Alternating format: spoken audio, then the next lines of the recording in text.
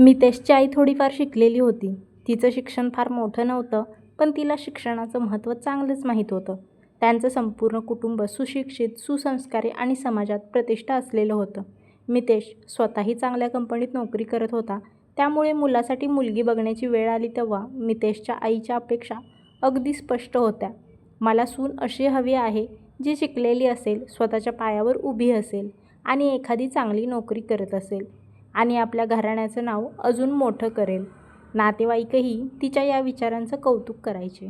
वा वहिनी, तुम्ही तर अगदी आधुनिक विचाराच्या आहात. आजकाल कोणाला नोकरी करणारी सून नको असते. मितेशची आई हसून म्हणायची. माझ्या सुनेने फक्त घर सांभाळावं असं मला अजिबात वाटत नाही.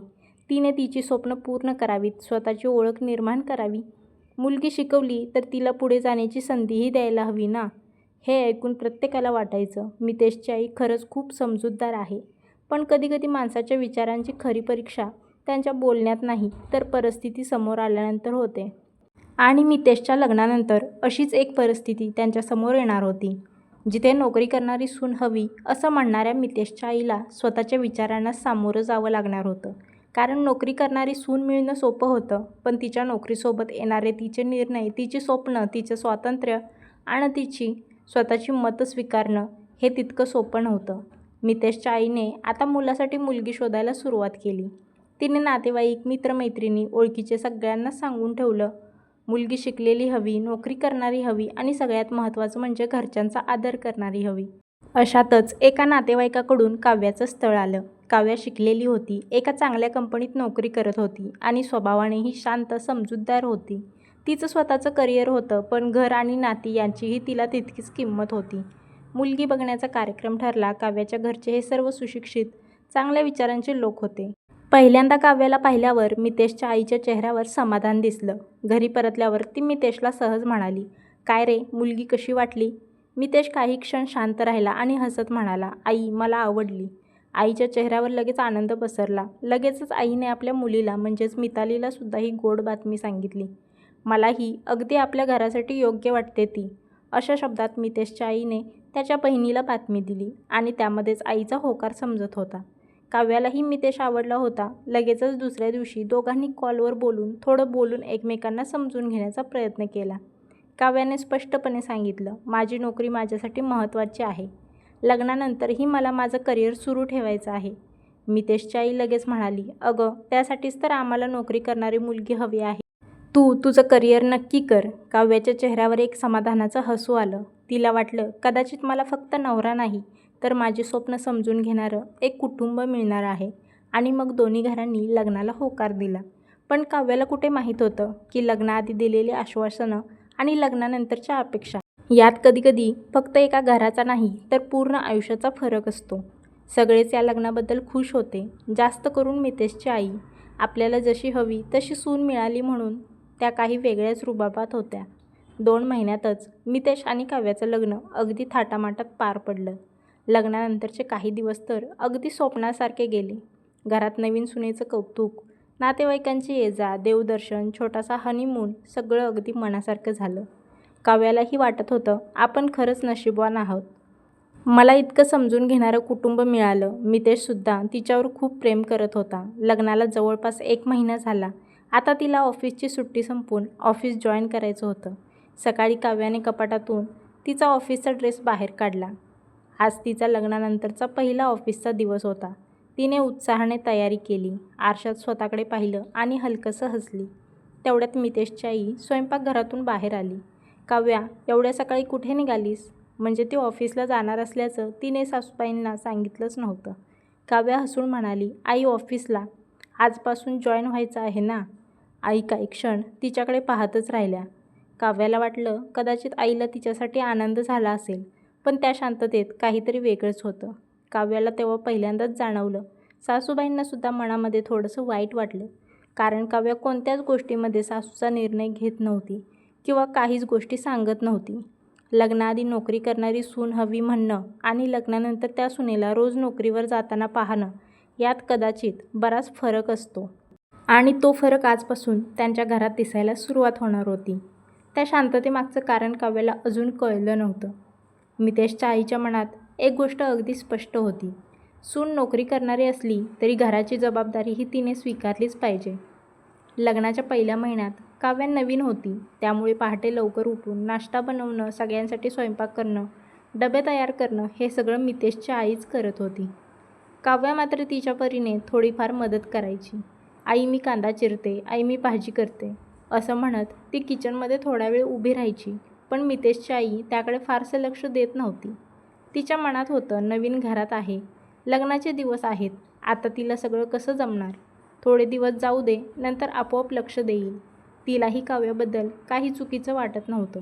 उलट नातेवाईकांना ती अभिमानाने सांगायची, माझी सून नोकरी करते, खूप शिकलेली आहे, स्वभावानेही छान आहे. पण तिच्या मनात एक न बोललेली अपेक्षा होती, नोकरी कर, तुझी स्वप्न पूर्ण कर, पण घर मात्र तुझ्यामुळे सुटता कामा नये. आणि आज काव्याचा ऑफिसचा पहिला दिवस होता. काव्या तयार होऊन बाहेर आली आणि म्हणाली, आई मी निघते, संध्याकाळी येताना भाजी घेऊन येते. मितेशची आई काही क्षण तिच्याकडे पाहतच राहिली. मग अगदी शांतपणे म्हणाली, हो, पण काव्या उद्यापासून जरा सकाळच्या कामाकडेही लक्ष दे. नोकरी तर करायचीच आहे, पण घरही आपलंच आहे ना. बाकी दिवसभर मी थोडीफार कामं करतच असते. काव्या थोडी थांबली. तिच्या चेहऱ्यावरचं हसू क्षणभर कमी झालं, कारण तिला आठवलं, लग्नाआधी याच घराने तिला सांगितलं होतं, तुझ्या करिअरला आमचा पूर्ण पाठिंबा आहे. तिने काही उत्तर दिलं नाही, फक्त हलकंसं हसून म्हणाली, हो आई, आणि ऑफिसला निघून गेली. पण त्या दिवशी ऑफिसमध्ये काम करताना तिच्या मनात पहिल्यांदाच एक प्रश्न वारंवार येत होता, मला नोकरी करणारी सून म्हणून स्वीकारले की नोकरी करणारी मुलगी म्हणून. ऑफिसचा दिवस पहिला असल्यामुळे काव्या मनातून खूप आनंदी होती. बऱ्याच दिवसांनी पुन्हा आपल्या ऑफिसच्या जगात परतल्याचा एक वेगळाच उत्साह तिच्या चेहऱ्यावर होता. पण दिवसभराच्या कामामुळे शरीर थोडं मात्र थकलं होतं. संध्याकाळी घरी आल्यावर तिने दारातून आत पाऊल टाकलं. सगळ्यांना हसून मी आले ऑफिसवरून असं बोलली आणि हातातली बॅग थेट बेडरूममध्ये ठेवली.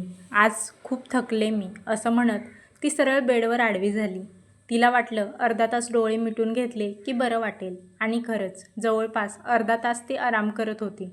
तेवढ्यात दारावर हलकीशी टकटक झाली. मितेशची आई हातात गरमागरम कॉफी घेऊन उभी होती. काव्या घे बेटा, आज तुझा पहिला दिवस ना, थकली असशील. काव्याने उठून कॉफीचा कप हातात घेतला. थँक्यू आई, तुम्ही किती छान आहात. तिने प्रेमाने कॉफीचा घोट घेतला. त्या क्षणी तिला सासूची काळजी जाणवली. पण त्या काळजीमागे असलेली दुसरी बाजू तिच्या लक्षात आली नाही. कारण आत्तापर्यंत मितेशची आईच पहाटे उठून नाश्ता बनवत होती, स्वयंपाक करत होती, सगळ्यांचे डबे तयार करत होती आणि घरातील बाकीची कामंही करत होती. काव्याला त्या क्षणी एवढंच वाटत होतं, आई आहेत ना, त्या सगळं सांभाळून घेतात. पण मितेशची आई मात्र मनातल्या मनात विचार करत होती, आज पहिला दिवस आहे म्हणून थकली असेल, आता हळूहळू तिला घराची सवय होईल, नोकरीसोबत घराची जबाबदारीही ती घेईल. तिच्या मनात काव्याबद्दल राग नव्हता. तिला फक्त एवढीच अपेक्षा होती की सून म्हणून घरात येताना ज्या जबाबदाऱ्या असतात त्या काव्याने स्वतःहून समजून घ्याव्यात. आणि काव्याला मात्र अजून हे जाणवतच नव्हतं की आपण या घरात पाहुणी म्हणून आलेलो नाही, तर या घराचा एक भाग म्हणून आलो आहोत. तिला सासूने प्रेमाने दिलेली कॉफी दिसत होती, पण त्या कॉफीच्या मागे दिवसभराची सासूची थकलेली मेहनत मात्र दिसत नव्हती. त्या दिवशीही तिने अजिबातच स्वयंपाकघरात मदत केली नाही आणि इथूनच त्यांच्या नात्यातला खरा गैरसमज हळूहळू सुरू होणार होता. असेच काही दिवस जात होते. काव्या सकाळी ऑफिसला जायची आणि संध्याकाळी परत आल्यावर थकून आपल्या खोलीत जायची. मितेशची आई मात्र पहाटेपासून रात्रीपर्यंत घराची सगळी कामं करतच होती. एक दिवस मितेशची आई वडील दोघांनीही मितेशची याबद्दल बोलायचं ठरवलं. आई म्हणाली, मितेश, आम्हाला काव्याची नोकरी करण्याबद्दल काहीच अडचण नाही रे, उलट आम्हाला तिचा अभिमान आहे. पण घरातली सगळी जबाबदारी आम्ही दोघींनीच का घ्यायची? निदान रात्रीचं जेवण तरी तिने करावं. वडीलही म्हणाले, दिवसभर तुझी आई घर सांभाळते, सकाळपासून काम करते. काव्या सकाळी लवकर निघते म्हणून सकाळची कामं तिच्याकडून होत नाहीत, हे आम्ही समजू शकतो. पण संध्याकाळी ती घरी आल्यानंतर थोडं घराकडे लक्ष दिलं तर काय बिघडतं? मितेश शांतपणे हे ऐकत होता. त्याला आईबाबांचं म्हणणं चुकीचं वाटलं नाही. बाबा मी बोलतो तिच्याशी असं म्हणत मितेश तिथून उठला. त्या रात्री त्याने काव्याशी बोलायचं ठरवलं. काव्या बेडरूममध्ये मोबाईल पाहत बसली होती. मितेश तिच्या शेजारी बसला. काव्या, तुझ्याशी एक गोष्ट बोलायची आहे. बोल ना, मितेश थोडा संकोचून म्हणाला. तू जॉब करतेस याबद्दल मला किंवा घरच्यांना काहीच प्रॉब्लेम नाही, पण घरातली थोडीफार जबाबदारी तूही घेतली पाहिजेस. काव्याने मोबाईल बाजूला ठेवला. म्हणजे सकाळी तू लवकर निघतेस, आई तुझ्या आधी उठून सगळ्यांसाठी नाश्ता स्वयंपाक करते, त्यामुळे सकाळची कामं तुझ्याकडून होत नाहीत, ते ठीक आहे. पण संध्याकाळी घरी आल्यानंतर निदान स्वयंपाक, किचन आवरणं, रात्रीचं जेवण एवढं तरी तू करू शकतेस ना. मितेशला वाटलं तो अगदी साधी आणि योग्य गोष्ट सांगतोय, पण काव्याच्या चेहऱ्यावरचे भाव अचानक बदलले. म्हणजे मला नोकरी करायची आणि घरी आल्यावर पुन्हा सगळं घरही सांभाळायचं? सगळं नाही म्हणत मी, थोडीफार जबाबदारी घे असं म्हणतोय. काव्याचा आवाज आता चढला होता. मितेश, लग्नाआधी तुझ्या आईने मला काय सांगितलं होतं आठवतंय? तुझ्या करिअरला आमचा पूर्ण सपोर्ट आहे असं म्हणाल्या होत्या. हो, पण त्याचा अर्थ घराची एकही जबाबदारी घ्यायची नाही असा तर नाही ना. हे वाक्य काव्याला अधिकच लागलं. तिने रागानं म्हटलं, मग मला नोकरी करणारी मुलगी म्हणून का पसंत केलं?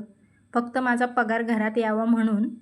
नोकरी करणारी सून हवी होती ना तुमच्या आईला, मग आता नोकरीसोबत घरकामाची अपेक्षा का? मितेश काही क्षण गप्प झाला. त्याला काव्याचा राग समजत नव्हता आणि काव्यालाही मितेशच्या बोलण्यामागची गोष्ट समजत नव्हती. दोघांच्याही मनात एकच प्रश्न होता, चूक नेमकी कोणाची? पण खरं तर चूक कदाचित कोणाचीच नव्हती. चूक होती ती लग्नाआधी न बोललेल्या अपेक्षांची. आणि याच छोट्याशा विषयाने पुढे त्यांच्या मनात किती मोठं वादळ निर्माण होणार होतं याची कल्पना त्या दोघांनाही नव्हती. काव्याचा राग त्या दिवसापुरता शांत झाला नाही. तिच्या मनात एकच विचार सतत फिरत होता, जर मला माझं करिअर आणि माझं आयुष्य माझ्या पद्धतीने जगायचं असेल तर कदाचित आपण वेगळं राहिलं पाहिजे. काही दिवसांनी तिने मितेशसमोर हा विषय थेट मांडला. मितेश, आपण वेगळं राहूया. मितेश तिच्याकडे पाहतच राहिला. काय? हो, मला वाटतं आपण वेगळं राहिलो तर हे रोजचं कटकट होणार नाही. मी माझी नोकरी करेन, तू तुझं काम कर. आईबाबांनाही त्यांच्या पद्धतीने राहता येईल. मितेशने शांतपणे समजवण्याचा प्रयत्न केला. अगं काव्या, हे घर आईबाबांचं आहे. आपल्याला इथे रेंट द्यावा लागत नाही. लाईट बिल, घर खर्च, बरंच काही वाचतं. आपण वेगळं राहायला गेलो तर भाडं, डिपॉझिट, लाईट बिल, किराणा, घरकाम सगळं खर्च वाढतील. पण काव्या ऐकण्याच्या मनस्थितीत नव्हती. पैशांचा प्रश्न नाही मितेश, मला रोजच्या अपेक्षांमध्ये राहायचं नाही. मितेश गप्प झाला. त्याला काव्याचं म्हणणं पूर्णपणे पटत नव्हतं, पण तिचा त्रासही त्याला जाणवत होता. दुसरीकडे त्याच्या मनात आईबाबांचा चेहरा येत होता. मी त्यांना हे कसं सांगणार? ज्या आईने त्याच्यासाठी आयुष्यभर कष्ट केले तिच्यासमोर आता तो म्हणणार होता की आम्हाला वेगळं राहायचं आहे. त्याला माहीत होतं ही गोष्ट आईला अजिबात आवडणार नाही, पण काव्या सतत हट्ट करत होती. शेवटी एका संध्याकाळी मितेशने धीर केला. आई स्वयंपाकघरात भाजी चिरत होती आणि बाबा टीव्ही समोर बसले होते. मितेश काही क्षण दारातच उभा राहिला. आई, बाबा, मला तुमच्याशी एक गोष्ट बोलायची आहे. आईने हातातलं काम थांबवलं. काय झालं रे? मितेशने खोल श्वास घेतला. आई, आम्ही म्हणजे काव्याला वाटतंय की आपण वेगळं राहावं. स्वयंपाकघरात अचानक शांतता पसरली. आईच्या हातातला सुरीचा वार थांबला. तिने हळूच मितेशकडे पाहिलं. वेगळं? मितेशने नजर खाली केली, कारण त्याला आधीच माहीत होतं आईला हा शब्द किती खोलवर लागणार होता. आईने बडबड चालू केली. नोकरी करणं म्हणजे सर्व संसार सासूच्या जीवावर सोडून देणं असतं का? आजकालच्या मुली जबाबदारी स्वीकारायला नकोच म्हणतात. आईची बडबड सुरूच होती. तेवढ्यात काव्या ऑफिसवरून घरी आली. तेव्हा घरातलं वातावरण नेहमीपेक्षा वेगळंच होतं. तिने दार उघडलं आणि आत येताच मितेशची आई तिच्यासमोर येऊन उभी राहिली. तिच्या चेहऱ्यावरचा राग स्पष्ट दिसत होता. काव्या, तुला वेगळं राहायचं आहे ना? काव्या काही बोलण्याआधीच आईचा आवाज घरभर घुमला. मग उद्याच हे घर खाली करा आणि निघून जा. काव्या क्षणभर स्तब्ध झाली. तिला वाटलं नव्हतं की ही गोष्ट इतकी पुढे जाईल, पण तिच्या मनात कुठेतरी एक वेगळाच आनंद झाला. आता निदान रोजच्या या अपेक्षा आणि टोमणे नाहीत. तिला वाटलं कदाचित हेच आपल्या दोघांसाठी चांगलं असेल. पण ती ही गोष्ट विसरली होती की आत्तापर्यंत तिची सासूच हे सर्व करत होती. तिला कसलाही कामाचा त्रास नव्हता, तरीही तिला वेगळं राहायचं होतं. पण मितेश मात्र आईचे शब्द ऐकून आतून हादरला होता. त्याने आईकडे पाहिलं. ज्या घरात तो लहानाचा मोठा झाला, तिथे आईबाबांनी त्याच्यासाठी आयुष्य घालवलं, ते घर सोडून जाण्याची वेळ खरंच आली होती. काव्या त्याच्याकडे पाहत होती. मितेशने त्याच्याकडे पाहिलं आणि स्वतःला समजावलं, काही दिवस जाऊ देत. बाहेर राहिल्यावर काव्यालाही घर चालवण्याचा अनुभव येईल. कदाचित तिलाही काही गोष्टी समजतील आणि सगळं ठीक होईल. दुसऱ्याच दिवशी मितेशने ऑफिसला जाण्याआधीच एक रूम शोधली. दुपारी तो घरी आला आणि दोघांनी मिळून सामान बांधायला सुरुवात केली. काव्या उत्साहाने कपडे आणि सामान पॅक करत होती. मितेश मात्र प्रत्येक वस्तू हातात घेताना त्या घराशी जोडलेली एखादी आठवण मनात साठवत होता. आईच्या हातचा डबा, बाबांसोबतचा सकाळचा चहा, दिवाळीत घरात झालेली साफसफाई, लहानपणी आईने त्याच्यासाठी घेतलेली पहिली सायकल, सगळं डोळ्यांसमोरून जात होतं. सामान गाडीत ठेवलं. निघताना मितेश काही क्षण दारात उभा राहिला. आई आतल्या खोलीत होती. बाबा खिडकीजवळ शांत उभे होते. मितेशच्या डोळ्यात पाणी आलं, पण त्याने स्वतःला सावरलं. काही दिवसांचीच गोष्ट आहे, सगळं ठीक होईल, असं स्वतःलाच म्हणत तो गाडीत बसला. गाडी घरापासून दूर जाऊ लागली. काव्या मात्र खिडकीतून बाहेर पाहत हसत होती. तिला वाटत होतं, आता माझं आणि मितेशचं आयुष्य खरंच आपल्या मनासारखं सुरू होईल. पण तिला अजून माहीत नव्हतं, स्वातंत्र्य मिळाल्यावर फक्त बंधनं संपत नाहीत, काही नवीन जबाबदाऱ्याही आपल्या दारात येऊन उभ्या राहतात. दुसरीकडे भाड्याच्या घरात गेल्यानंतर काव्याला जणू पूर्ण मोकळीक मिळाली होती. ना कुणाच्या अपेक्षा, ना कोणाचं टोमणं, ना सकाळी उठण्याची घाई. तिला वाटत होतं, आता खरं आयुष्य सुरू झालं. घर नवीन होतं, सामान अस्ताव्यस्त पडलं होतं. त्यामुळे काव्याने मितेशला 2 दिवसांची रजा घ्यायला सांगितली. मितेश, तू 2 दिवस माझ्यासोबत घरी राहा. आपण दोघं मिळून घर छान सेट करूया. मितेशनेही होकार दिला. दोघांनी मिळून दिवसभर सामान लावलं, कपाटं भरली, स्वयंपाकघर व्यवस्थित केलं, बेडरूम आवरली, पडदे लावले, घर सजवलं. काव्या अधूनमधून म्हणायची, अरे वा, आपलं घर किती छान दिसतंय. पण 2 दिवसात एवढीच धावपळ करून काव्या अक्षरशः थकून गेली. तिसऱ्या दिवशी सकाळी उठताना तिला अचानक चक्कर आली. मितेश, ती भिंतीचा आधार घेत खाली बसली. मितेश घाबरला. काय झालं? बरं वाटतंय ना? मला खूप अशक्त वाटतंय आणि चक्कर येते. मितेशने लगेच तिला डॉक्टरांकडे नेलं. काही तपासण्या झाल्या. डॉक्टरांनी रिपोर्ट हातात घेतला आणि हसत दोघांकडे पाहिलं. अभिनंदन, तुम्ही दोघं आईबाबा होणार आहात. काव्या काही क्षण डॉक्टरांकडे पाहतच राहिली. काय? हो, साधारण 2 महिन्यांची प्रेग्नन्सी आहे. काव्याच्या डोळ्यात आनंदाश्रू झाले. मितेशच्या चेहऱ्यावरही आनंद पसरला. त्याने काव्याचा हात घट्ट पकडला. पण आनंदाच्या त्या क्षणात एक वेगळाच विचार त्याच्या मनात आला. आईला सांगितलं तर ती किती खुश होईल. त्याला क्षणभर आपलं जुनं घर आठवलं, आईचा चेहरा आठवला आणि त्याच्या मनात पहिल्यांदाच एक प्रश्न उभा राहिला. आपण वेगळं राहण्याचा निर्णय खरंच योग्य घेतला का? काव्या मात्र आपल्या पोटावर हात ठेवून हसत होती. तिच्या आयुष्यात एक नवीन जीव येणार होता. पण त्या नव्या जीवासोबत त्यांच्या आयुष्यात नवीन जबाबदाऱ्या, नवीन प्रश्न आणि कदाचित जुन्या नात्यांची पुन्हा गरजही येणार होती.